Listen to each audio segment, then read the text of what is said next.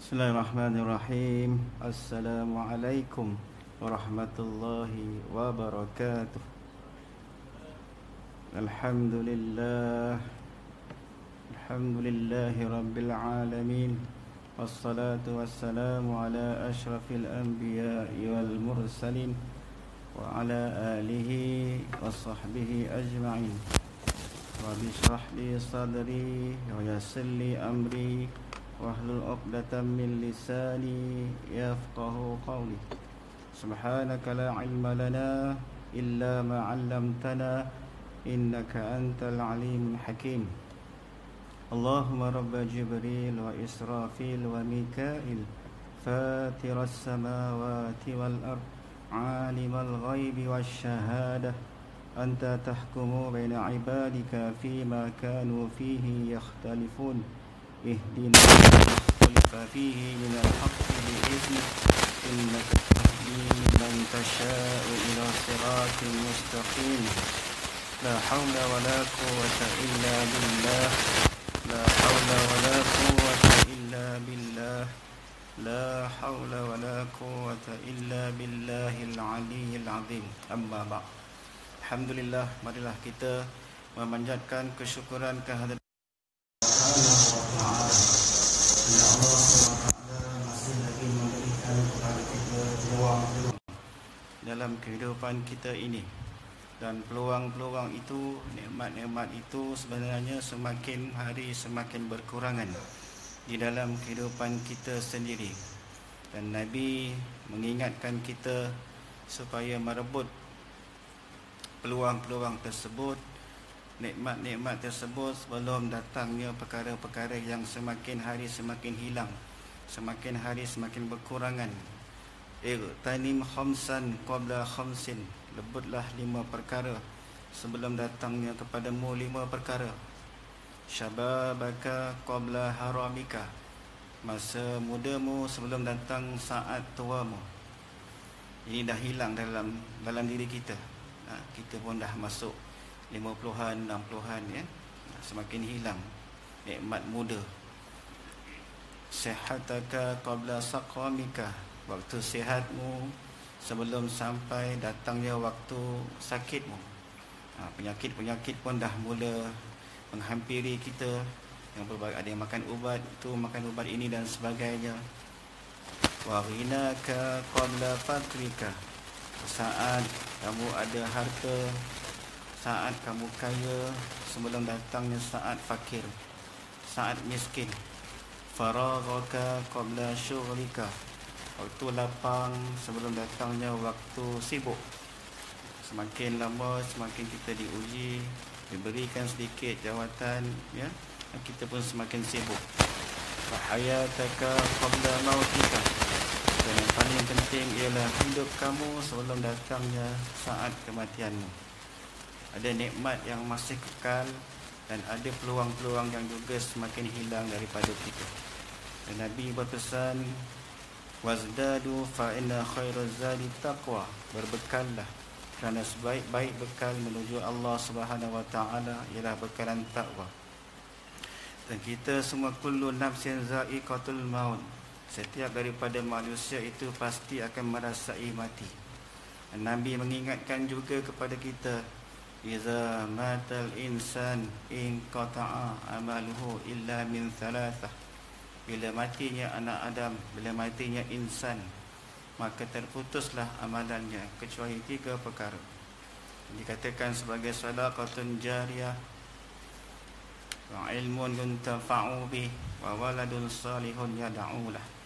Mudah-mudahan Allah Subhanahu wa taala berikan kepada kita istiqamah untuk kita konsisten menjalani kehidupan kita ini dalam kita meraih redha Allah Subhanahu wa taala, dan sentiasa menjaga hati kita supaya memastikan kita sentiasa mukhlisin ala huddin, sentiasa ikhlas kepada Allah Subhanahu wa taala. InsyaAllah pada malam ini kita sambung lagi daripada buku kecil kita, 40 hadis amalan sedikit pahala berganda, Ustaz Mahathir Haji Jul. Pada malam ini kita sambung pada muka surat 49, kelebihan solat fardu, hadis yang ke-13. maaf, yang ke-14 ke surat 51. Cuma mata tak bawa malam ni. Bismillahirrahmanirrahim.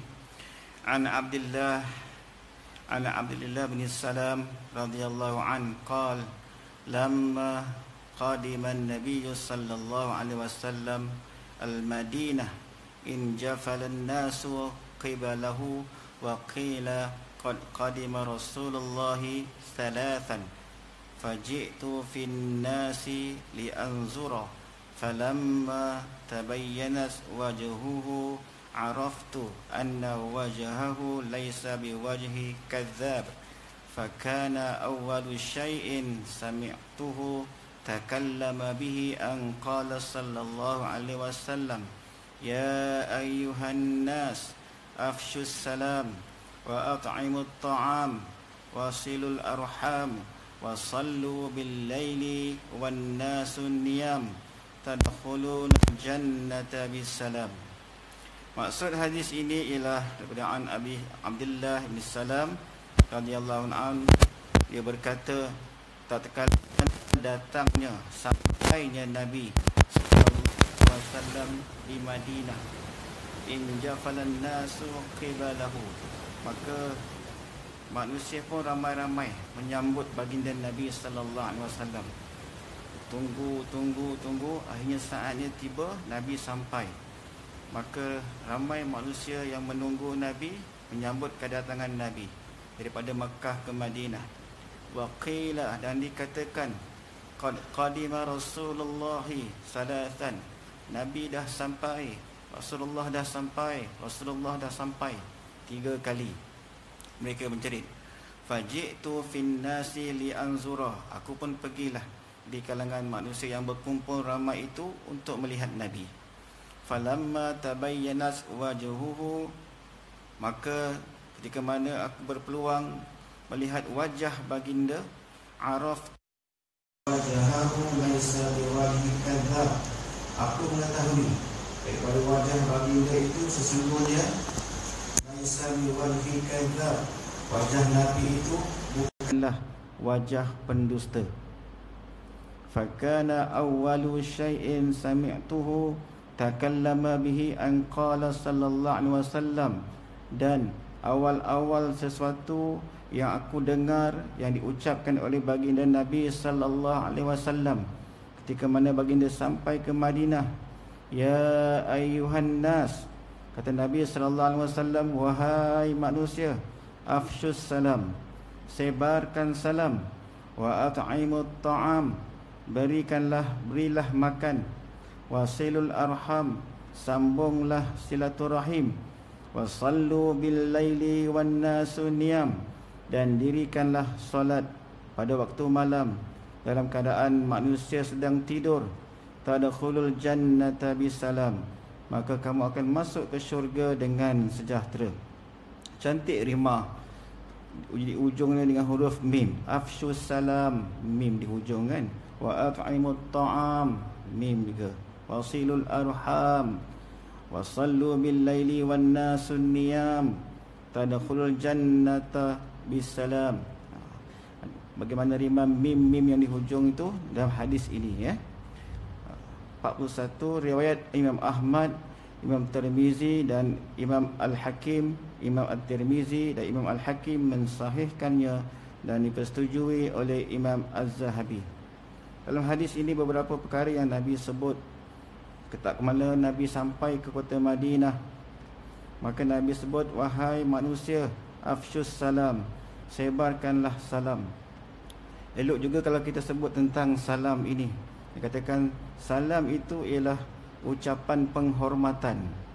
Bila orang beri salam, sebenarnya dia memberikan satu penghormatan kepada kita yang diucapkan oleh orang yang beragama Islam kepada saudaranya seagamanya. Maksudnya diambil berdasarkan firman Allah Subhanahu wa taala, wa tahiyyatuhum fiha salam, surah Yunus. Ada juga lafaz salam ini disebutkan di dalam Al-Quran, antaranya auzubillahi minasyaitanirrajim, Wa idza huyyitum bi tahiyyatin fahayyu bi ahsani minha aw rudduha. Apabila kamu diberikan penghormatan dengan sesuatu ucapan hormat seperti memberi salam, maka balaslah penghormatan itu dengan lebih baik daripadanya. Bi ahsani minha rudduha. Maka balaslah salam yang orang berikan kepada kita itu dengan cara yang lebih baik. Au rudduha, ataupun dengan cara yang sama. Sesungguhnya innallaha kana ala kulli syai'in hasiba. Sesungguhnya Allah SWT sentiasa menghitung tiap-tiap sesuatu. Surah An-Nisa 8 ayat 86. Kadang-kadang kita sangat memandang enteng tentang tanggungjawab untuk kita memberi salam.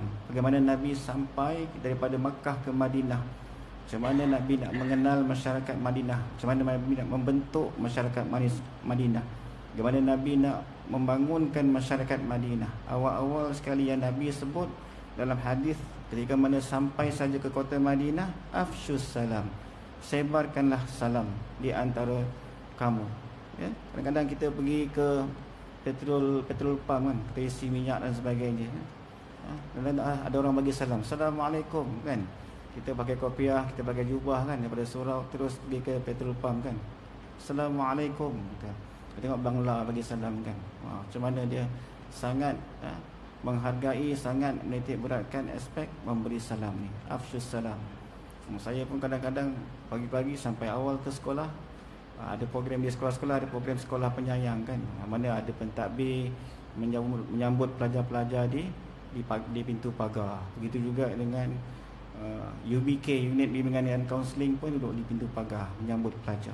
Kadang-kadang tak henti-henti menjawab salam, Assalamualaikum, Assalamualaikum, Assalamualaikum. Inilah yang dipraktikkan oleh baginda Nabi sallallahu alaihi wasallam dalam masyarakat, iaitu dengan memberi salam. Tadi juga dalam surah Al-Waqiah kita sebutkan bagaimana firman Allah Subhanahu wa taala, illa qilan salaman salama. Ini ialah salam, ini ialah percakapan ahli syurga. Dalam syurga tidak ada perkataan-perkataan yang lara. Dalam syurga tidak ada perkataan-perkataan yang sedih dan sebagainya.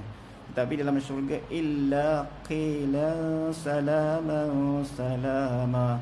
Dalam syurga hanya kita akan kedengaran ucapan salam di antara satu sama lain. Antara lafaz-lafaz salam yang biasa dipraktikkan, Assalamualaikum.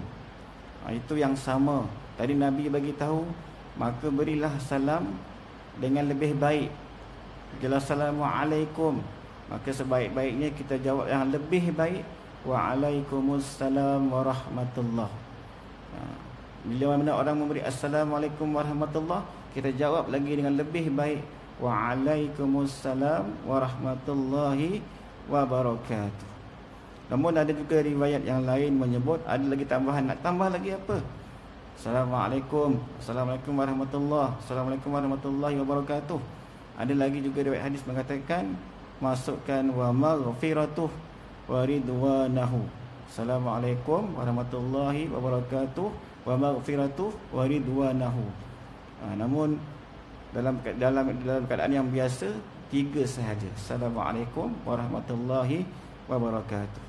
Kerana penyambungan perkataan wa maghfiratuh wa ridwanahu ada di kalangan para muhadis, khususnya Ibn Qayyim Al-Jauzi, begitu juga Al-Hafiz Ibn Hajar Al-Asqalani mengatakan bahawa sanadnya bermasalah, hadisnya adalah dhaif. Maka kita gunakan 3 sahajalah dalam keadaan yang biasa ini dalam masyarakat kita. Kelebihan salam dan perintah untuk menyebarkannya, antaranya hadis Nabi sallallahu alaihi wasallam menceritakan akan kelebihan salam serta perintah menyebarkannya.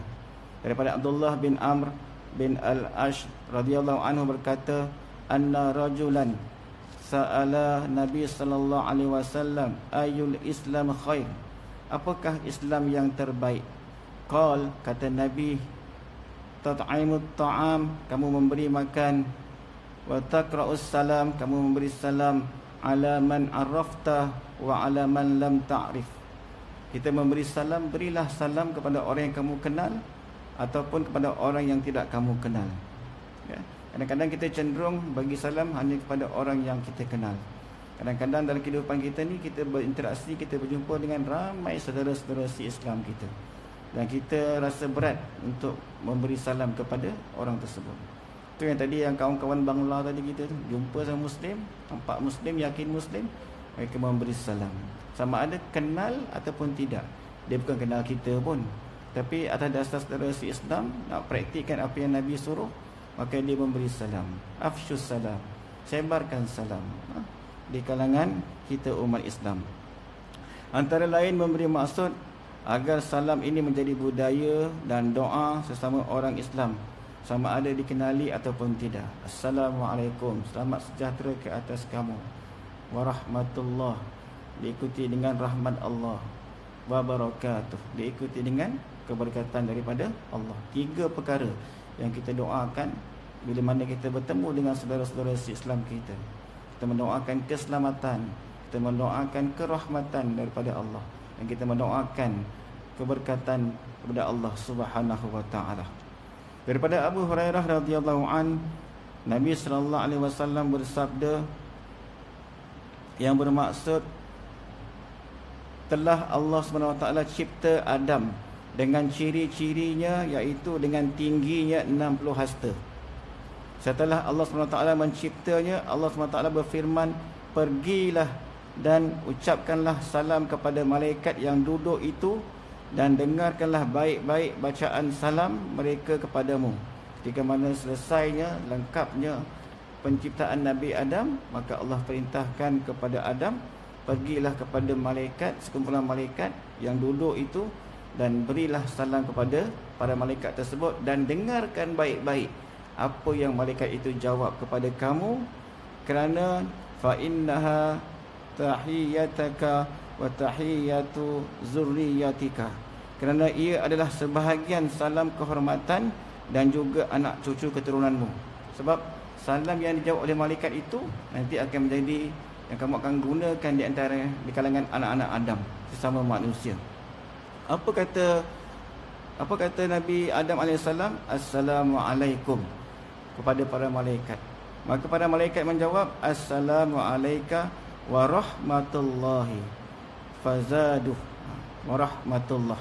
Maksudnya para malaikat menjawab salam daripada Nabi Adam. Nabi Adam bagi salam Assalamualaikum, malaikat menjawab Assalamualaikum warahmatullah, disambung dengan perkataan warahmatullah. Dan itulah yang dipesan oleh Allah Subhanahu wa taala, supaya Nabi Adam alaihissalam mengambil cakna bahawa dia akan menjadi salam penghormatan kepada anak cucu Nabi Adam sehinggalah ke hari ini. Ya, hadis riwayat Al-Bukhari nombor hadis 5759. Jadi hadis ini menggambarkan asal permulaan salam. Asal permulaan salam sehingga diisytiharkan sejak dahulu lagi. Inilah penghormatan sesama manusia mengikut neraca syariah. Sekali lagi dalam menjelaskan tentang salam, daripada Abu Hurairah radhiyallahu an, bahawa Rasulullah sallallahu alaihi wasallam bersabda, yang bermaksud mereka tidak akan masuk syurga sehingga mereka beriman, dan tidak beriman mereka itu sehingga mereka berkasih sayang. Adakah kalian mahu aku tunjukkan sesuatu yang mana apabila kalian mengerjakannya, nescaya kalian akan saling menyayangi antara satu sama lain? Kata Nabi sallallahu alaihi wasallam, sebarkanlah salam. Afshus salam bainakum, maka sebarkanlah salam sesama kalian. Hadis riwayat Muslim. Itulah sedikit tuan-tuan, puan-puan, berkenaan dengan galakan Nabi supaya kita memberi salam, untuk kita mengeratkan lagi hubungan di kalangan kita, dan asbab akan tersebarnya kasih sayang. Dalam sekolah pun begitu jugalah, kita galakkan supaya sentiasa sebarkan salam. Sesama guru, sesama pelajar, berikan, sebarkan salam. Kadang-kadang kita berselisih, ya, setiap hari sentiasa berselisih, naik tangga, turun tangga dan sebagainya, masuk kelas dan sebagainya, dengan cara kita menyebarkan salam. Itu jugalah kalau kita masuk ke dalam rumah, sebaik-baiknya ketiga-tiganya kita beri. Assalamualaikum warahmatullahi wabarakatuh. Dengan mendoakan setiap ahli rumah kita, mudah-mudahan diberikan keselamatan oleh Allah SWT, diberikan kerahmatan dan juga diberikan keberkatan dalam kehidupan kita sehari-hari. Jadi dalam fadilat yang pertama ni Nabi sebut afshus salam, sebarkanlah salam, wa at'imut ta'am, berikanlah makan. Beri makan, terutama sekali kita menghampiri bulan Ramadan ini, betapa besarnya fadilat memberi orang yang berpuasa untuk berbuka puasa. Wasilul arham, sebarkanlah kasih sayang, sebarkanlah, eratkanlah silaturahim, ya. Jangan kita wujudkan permusuhan di antara kita. Jangan kita memutuskan tali silaturahim di antara kita. Wasallul bil laili, dan tunaikanlah solat malam, wan nasu niyam, dalam keadaan manusia sedang tidur, tadkhulul jannah bisalam. Maka Nabi kata di hujung hadis tersebut, bila mana kita mampu melakukan perkara-perkara tersebut yang disebutkan tadi, maka masuklah kamu ke syurga dengan sejahtera. Beberapa kisah orang soleh berkenaan dengan Qiyamul Lail ini, ya, 42. Semua kisah ini diterjemahkan daripada artikel berbahasa Arab Khamsah wa Khamsun Kisatan min Kisasil Qiyam As-Salaf fil Lail. 55 kisah daripada kisah-kisah golongan salaf berqiyamul lail yang ditulis pada 8 Jamadil Akhir 1424 Hijrah oleh seseorang yang tidak disebut namanya. Okey. Ini kisah-kisah yang dibawa oleh tuan kitab ini. Ada beberapa kisah berkenaan dengan topik kita pada malam ini, iaitu menghidupkan malam ataupun solat malam ataupun qiyamul lail. Ada 15 kisah. 15 kisah ini diutarakan oleh tuan kitab ini kepada kita, mudah-mudahan memberikan motivasi kepada kita semua untuk bangkit di tengah malam bermunajat kepada Allah Subhanahu wa taala, ya. Bermacam-macam cabaran, berbagai macam dugaan sebenarnya untuk kita dapat bangkit menunaikan solat malam ini. Jadi di sini disebutkan berbagai-bagai cabaran yang dilalui oleh orang-orang yang terdahulu yang dikemukakan oleh tuan kitab ini. Mudah-mudahan menjadi pengajaran dan motivasi kepada kita untuk juga bagaimana orang dahulu sangat mengambil berat berkenaan dengan solat malam ini, Qiyamul Lail ini. Saya bacakan yang pertama. Sa'id bin Al-Musayyib, seorang penghulu tabi'in, mendirikan solat subuh selama 50 tahun dengan wuduk solat isyak, dan dia selalu berpuasa. Ini sesuatu yang mustahil lah untuk kita nak ikut, kan. Bagaimana wuduk solat isyak dapat dijaga dengan begitu baik sehingga dia tunaikan solat subuh menggunakan wuduk solat isyak. Bermaksud dia menghidupkan malam dia tu dengan amalan-amalan Qiyamul Lail, ya. Yang kedua, seorang hamba yang soleh, Abdul Aziz bin Abi Rawat, menghamparkan tilam untuk tidur pada waktu malam. Dia kemudiannya meletakkan tangannya di atas katil sambil memegang tilam, lalu berkata, alangkah lembutnya engkau, wahai tilam, akan tetapi tilam di syurga lebih lembut daripadamu. Dan kemudiannya bangun untuk mendirikan solat. Begitu jugalah di rumah kita, kan, lagilah tebal agaknya tilam masing-masing tu, ya. Sampai bila tenggelam dan sebagainya, ya, bertambah lena lagi, ya. Jadi kadang-kadang jadi susah untuk kita bangkit. Tapi seorang hamba Allah ni menjelaskan macam mana tilam itu tidak merupakan, walaupun dugaan bagi dia, tapi tidaklah menjadi penghalang untuk dia bangun menghidupkan malam. Yang ketiga ni Muammar berkata, Sulaiman At-Tamimi solat di sebelahku pada bahagian terakhir solat isyak. Aku mendengar dia membaca ayat Tabarakalladzi biyadihil mulku wa huwa ala kulli syai'in qadir.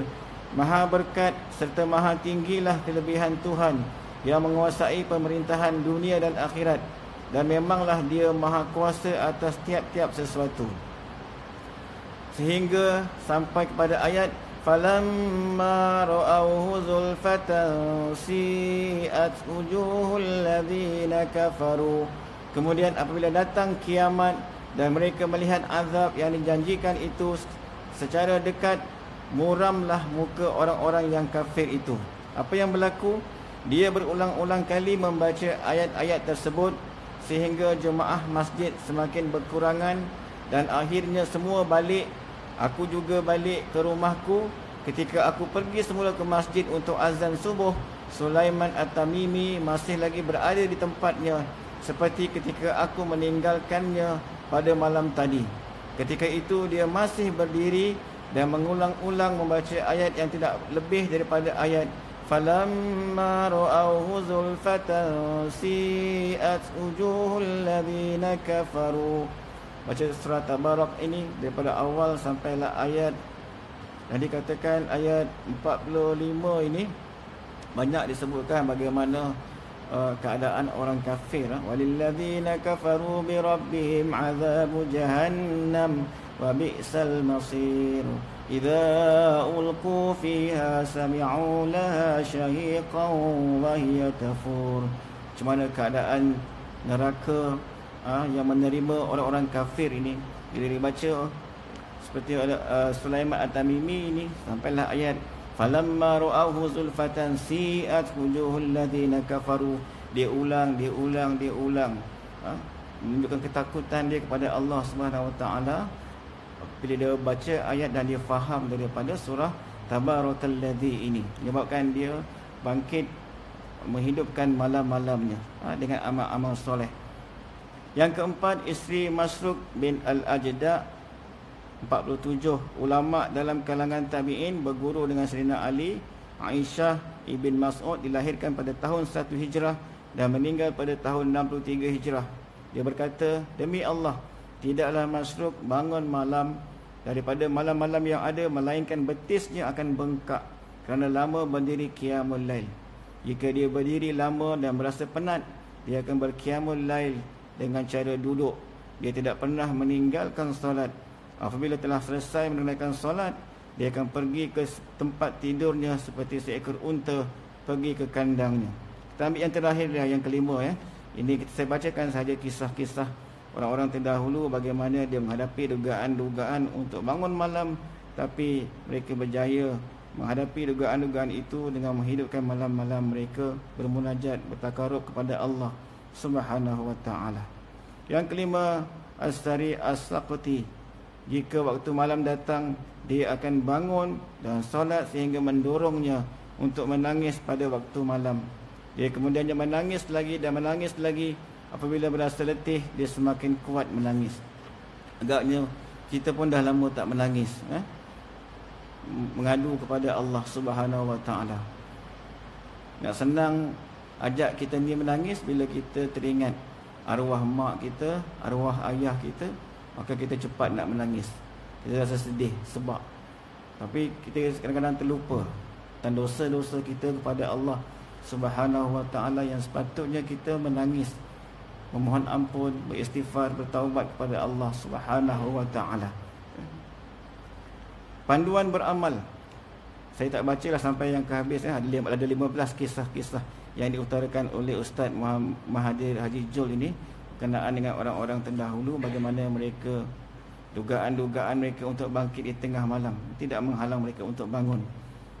Panduan beramal, kata Ustaz, apa yang lumrah dilakukan di negara kita ketika mendirikan solat pada waktu malam atau qiyamul lail, ia akan dimulakan dengan solat tahajud 2 rakaat yang ringan, kemudian solat taubat 2 rakaat, kemudian solat tasbih 4 rakaat 2 salam, kemudian solat hajat 2 rakaat dan ditutup dengan solat witir 3 atau 1 rakaat.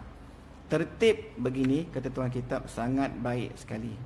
Tertib begini sangat baik sekali. Walau bagaimanapun, qiyamul lail boleh didirikan dengan hanya mengerjakan solat tahajud sahaja sepanjang malam, tanpa solat-solat yang telah disebutkan atau memilih mana-mana solat yang dikendaki. Macam malam-malam bulan Ramadan kan Ustaz Bashar pimpin solat malam kan. Biasanya 10 malam yang terakhir pukul 4 dah bermula. Dia tak sebut pun tahajud ke, tak sebut pun apa ni taubat ke, tak sebut pun tasbih ke, Bila dia tak sebut tu maksudnya kita niat tahajud lah. Niat tahajud. Dan ada satu lagi keadaan yang lebih ringan. Nabi SAW sebut, man ta'arra minal laili faqal. Siapa terjaga waktu malam? Siapa yang terjaga waktu malam? Kalau tak mampu, tak jadikan tahajud ni satu amalan, sekurang-kurangnya 2 rakaat sebelum subuh. Kita bangun awal 2 rakaat sebelum subuh.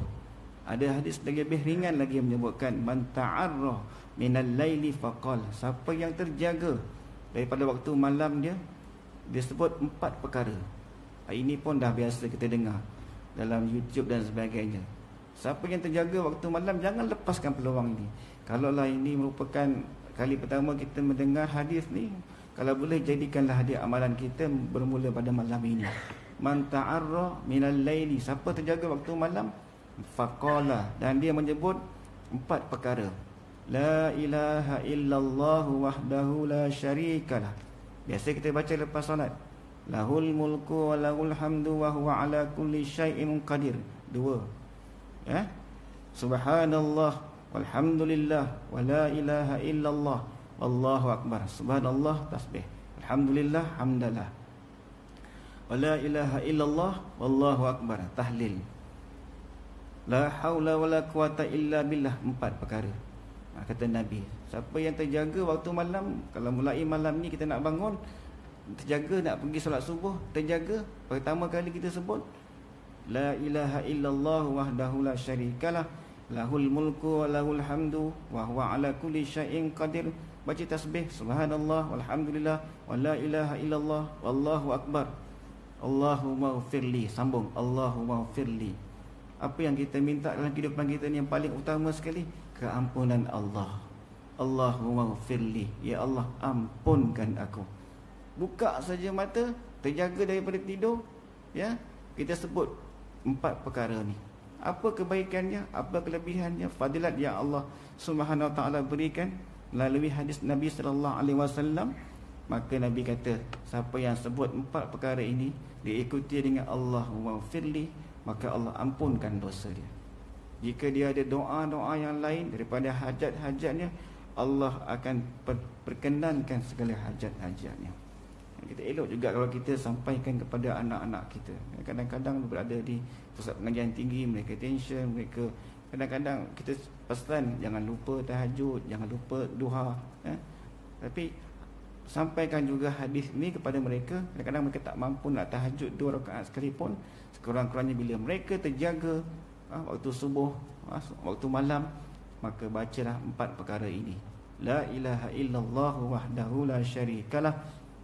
1. Lahul mulku wa lahul hamdu wa huwa ala kulli syai'in qadir. 2. Subhanallah walhamdulillah wa la ilaha illallah wallahu akbar. 3. La haula wa la quwata illa billahil aliyil azim.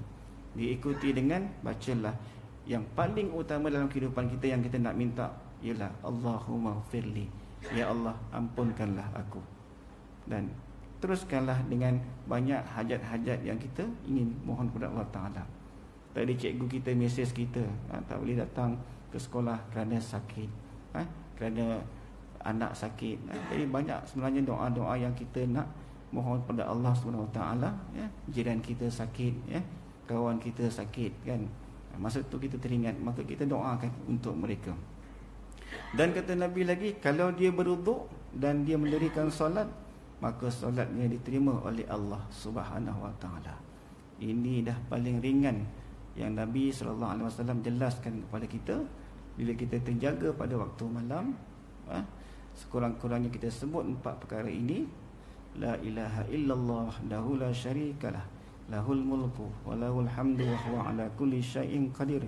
Subhanallah walhamdulillah wa la ilaha illallah Allahu akbar wa la haula wa la quwata illa billah. Semua kita dah ingat, cuma susunannya sahaja. Ikuti dengan Allahumma firli, ya Allah ampunkan aku, ya Allah ampunkan aku, ya Allah ampunkan aku. Dan ikutilah dengan doa-doa lain yang kita nak mohon kepada Allah SWT. Kata Nabi, maka akan diperkenankan doa-doa tersebut.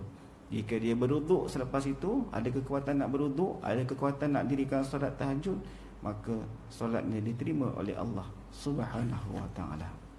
Boleh sampaikan kepada anak-anak kita yang berada di kampus dan sebagainya, Walaupun kita dah pesan tahajud jangan lupa 2 rakaat, walaupun 2 rakaat kadang-kadang mereka tak mampu, sekurang-kurangnya baca 4 perkara tadi itu, ikuti dengan Allahumma ghfirli, dan mohonlah doa-doa yang lain yang menjadi hajat kita. Seterusnya muka surat 58, solat tahajud. Sebaik-baik afdal solat tahajud dilakukan setelah tidur dan dikerjakan pada 1/3 malam yang terakhir. Walau bagaimanapun ia boleh dilakukan sebelum tidur bagi yang sukar untuk bangun pada tengah malam. Setelah bangun dari tidur, berwuduk dengan sempurna dan lakukan solat tahajud yang ringan 2 rakaat. Apa yang Nabi baca ketika Nabi solat tahajud? Buka amalan malam dia, buka qiyamul lail dia. Abu Salamah tanya kepada Ummul Mukminin Aisyah, "Wahai Aisyah, apa yang Nabi buka?" Baca kalau kita Allahu Akbar kabira kan, doa iftitah kan. Apa yang Nabi buka? Solat malam dia.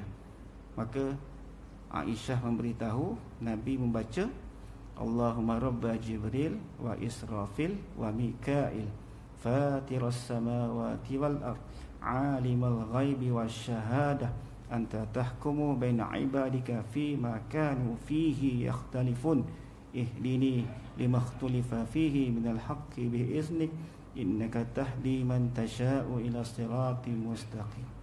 Itulah doa iftitah yang Nabi baca untuk dia membuka amalan solat malam dia. Kalau boleh di rumah kita ada al-azkar kan, Imam An-Nawawi boleh rujuk. Boleh rujuk apakah yang dibaca oleh baginda Nabi sallallahu alaihi wasallam tatkala mana baginda membuka solat malam dia.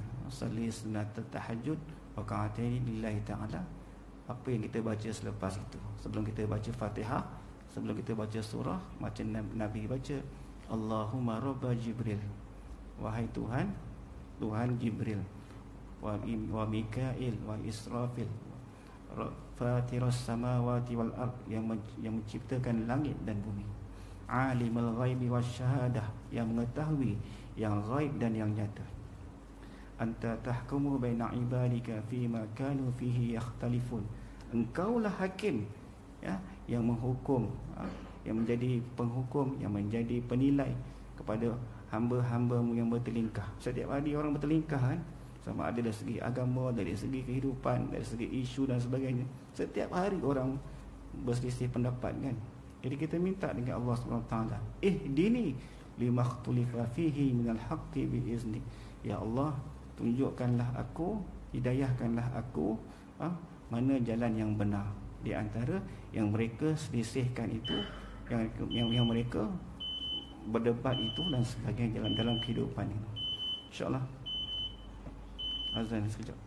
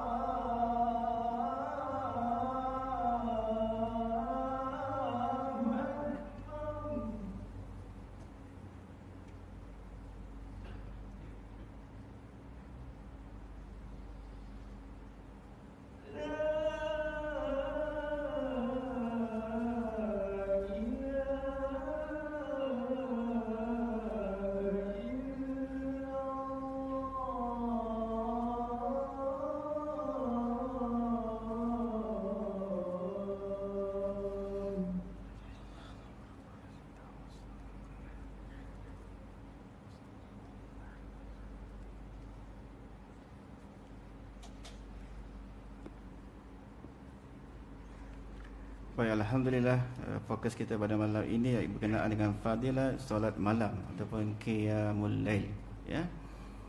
Cuba kita praktikkan sekurang-kurangnya 2 rakaat sebelum subuh, ya. Walaupun yang dikatakan waktu yang afdal itu ialah 23 malam, tapi kita ni orang kata bagaimana keadaan kita di akhir zaman ini, ya. Banyak dugaan-dugaan, banyak dosa-dosa yang kita buat yang kadang-kadang menyebabkan kita tak mampu untuk bangun mengadu kepada Allah Subhanahu Wa Taala macam orang dulu-dulu, menghidupkan malam-malamnya dengan amal-amal soleh sehingga bengkak-bengkak kakinya. Kita umat akhir zaman ni yang penuh dengan dosa, yang menyebabkan dosa itu menyebabkan kita tak mampu untuk bangun, untuk kita mengadu, menangis kepada Allah Subhanahu Wa Taala. Namun dalam keadaan yang sebegitu, dalam keadaan yang paling ringan, kita cuba istiqamah dengan 2 rakaat sebelum subuh. Tahajud 2 rakaat sebelum subuh.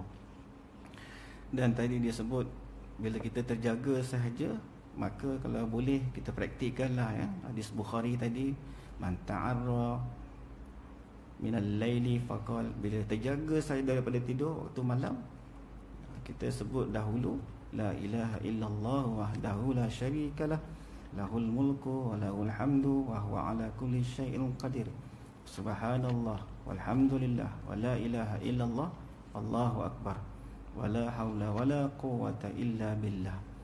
Dan kita ikuti Allahu wafirli. Tidak ada perkara yang paling utama untuk kita bermohon pada ketika itu bila Allah SWT berikan kepada kita peluang untuk bangun setelah kita dimatikan pada malam tadi, iaitu kita mohon ampun kepada Allah Subhanahu Wa Taala. Dan itulah, ikuti jugalah dengan doa-doa yang lain, maka kata Nabi, maka akan diperkenankan. Dan selepas itu jika ada kekuatan untuk tunai untuk berwuduk dan mendirikan salat, maka salatnya akan diterima di sisi Allah Subhanahu Wa Taala. Hadis Bukhari.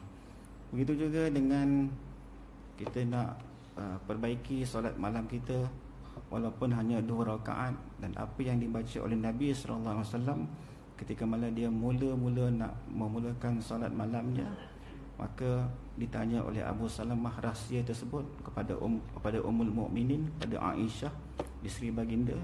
Maka Aisyah menyebutkan, boleh rujuk dalam Al-Azkar Imam An-Nawawi, Allahumma rabba Jibril wa Israfil wa Mikail Fatiras samawati wal ard Alimal ghaibi wasyahadah Anta tahkumu baina ibadika Fima kanu fihi yakhtalifun Ihdini lima khtulifa fihi Minal haqqi biiznik Innaka tahdi man tasha'u ila siratim mustaqim.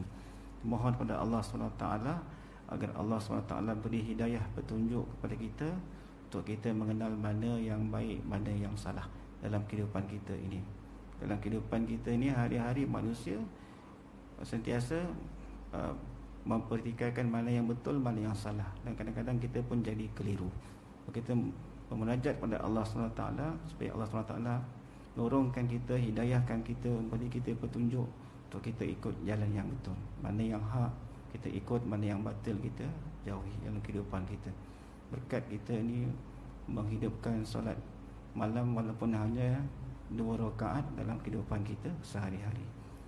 Walaupun kita jangan, anak kita masih lagi tak mampu untuk bangkit 2 rakaat, walaupun anak ustaz, tapi kita sentiasa berpesan kepada mereka bangkit 2 rakaat, bangkit, ketuk pintu 2 rakaat sebelum subuh.